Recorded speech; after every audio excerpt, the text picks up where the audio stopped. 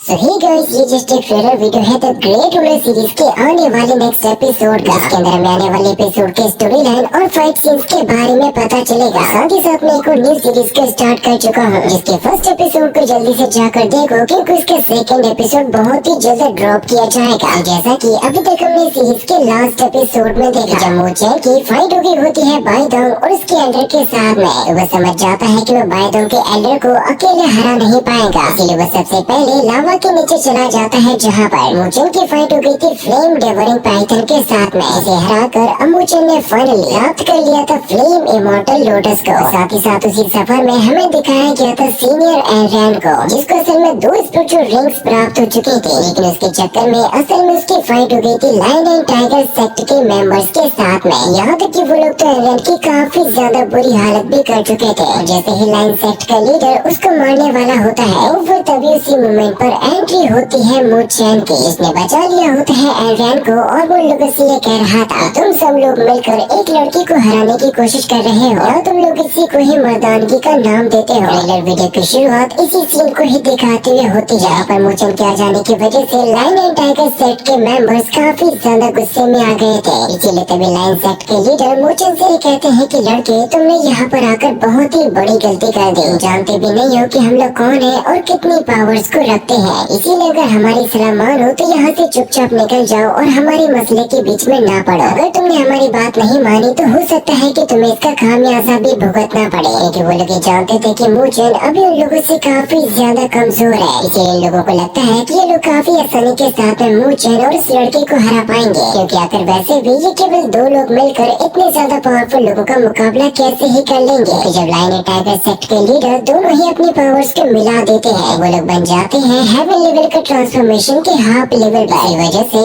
एनरैन भी मोचेन को यही समझा रही थी, हम दोनों चाहकर भी इन लोगों को हरा नहीं पाएंगे। कि फिर तभी लायन सेक्ट के लीडर ने अपनी पावर्स को एक्टिवेट कर लिया था, जो कि हमला करने के लिए भी एकदम ही तैयार भी हो चुका था। तो बात जानने के बाद भी आखिर मोचेन कैसे ही पीछे हट सकता है। इसीलिए जब उस बंदे ने मोचेन के ऊपर अपना हमला किया था, फिर मोचेन उससे कहता है कि ठीक है, अब मैं तुम्हें और तुम्हारे साथियों को तुम्हारी औकात दिखा दूंगा। क्योंकि वो दोबारा से यहाँ पर अपनी उस पावर को यूज करने लगता है, जिसे उसने ज़ू किंग को हराने के लिए यूज किया था। क्योंकि अब दोबारा से यहाँ पर आ चुका होता है उसका गोल्डन ड्रैगन। और ये गोल्डन ड्रैगन क्या इन लोगों के सामने टिक पाएगा या फिर नहीं, वो तो हमें मेन एपिसोड के आने पर ही दिखाया जाएगा। मोचेन उससे ये कह रहा था कि तुमने मुझे मजबूर कर दिया इस पावर को यूज करने के लिए, अब अगर हिम्मत है तो जरा संभालो मेरे इस अटैक को। लेकिन मोचेन ये बात भी जानता है कि इन बंदों के पास में कोई न कोई ऐसा पावर सोर्स तो है कि लोगों ने अभी तक उसके सामने रिवील नहीं किया। मे भी वो बहुत ही ज्यादा स्ट्रॉन्ग भी साबित हो सकता है। इसीलिए मोचेन ये कहने लगता है कि अब शायद उसे इन लोगों के साथ में उलझना नहीं चाहिए। लेकिन यही सेम बात ये दोनों बंदे भी कह रहे थे, क्योंकि इन बंदों को भी मोचेन की ताकत का अंदाजा हो चुका था। इसीलिए वो टाइगर सेक्ट का लीडर यूज करने लगता है सरपेंट स्पिरिचुअल रिंग को, जो कि यहाँ पर सीधी ही हिट होने को जा रही थी मोचेन से। इसकी वजह से मोचेन की हेल्प करने के लिए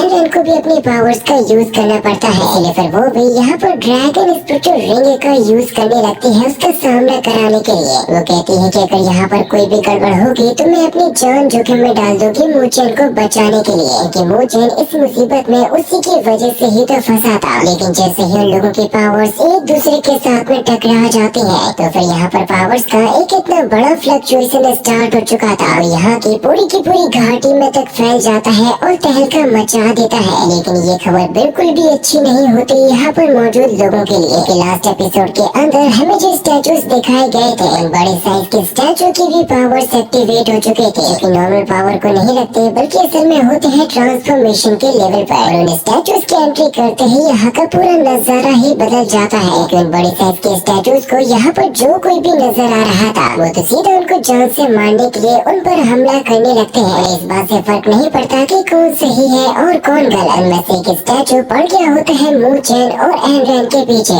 असल में एनरैन के हाथों में वो दोनों ही स्पिरिचुअल रिंग्स लग चुके थे, यानी कि जरूर से मोचेन और एनरैन ने मिलकर उन बंदों को हरा दिया होगा। फिर स्टैचू के आ जाने की वजह से इन लोगों के हाथ में वो रिंग्स लग गई होंगी। इसीलिए ये दोनों के दोनों अपनी जान बचाकर यहाँ से भागने लगते हैं। ये बात तो लोगों को अभी तक ये भी समझ में नहीं आया कि आखिर अचानक से ये मूर्तियाँ हिलने कैसे लगी। कि अगर लॉजिकली देखा जाए तो है तो आखिरकार ये पत्थर ही। यहाँ से भागते हुए मोचेन और एनरैन की हालत खराब होने लगती है, क्योंकि ये स्टैचूज किसी भी हाल में उन लोगों का पीछा नहीं छोड़ रहे थे। यहाँ तक कि एक बार तो मूचेन के ऊपर इतना ज्यादा खतरनाक हमला कर दिया गया था कि इस हमले को डॉज करने में भी मूचेन की हालत खराब हो गई थी। जैसे तैसे करके मूचेन वहाँ से बचता है तो फिर तभी वो स्टैचू अचानक से ही हमला कर दिया था सीनियर एयररैन के ऊपर। जब तक एयररैन को इसके बारे में पता चल पाता वो अटैक उसके काफी करीब पहुँच गया था। इस अटैक की वजह से उसे काफी ज्यादा इंजरी भी हो सकती है। लेकिन उसे चिल्लाते हुए कहता भी है कि एयररैन जरा संभल के, वो तुम पे हमला करने वाला है। आप लोगों को क्या लगता है, क्या एयररैन उसके हमले से बच पाएगी? मुझे कमेंट में जरूर से बताना।